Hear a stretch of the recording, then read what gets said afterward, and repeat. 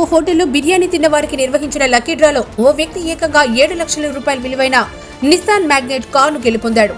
నగరంలోని robo hotel నిరుడు సెప్టెంబర్లో తమ హోటల్లో బిర్యానీ తిన్న ప్రతి ఒక్కరికి కూపన్ ఇచ్చింది.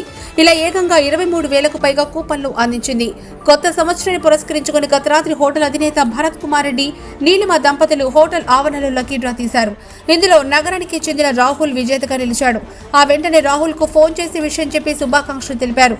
ఈ సందర్భంగా భరత్ కుమార్ రెడ్డి మాట్లాడుతూ ఇకపైన ఇలాంటి పథకాలు కొనసాగిస్తామని తెలిపారు.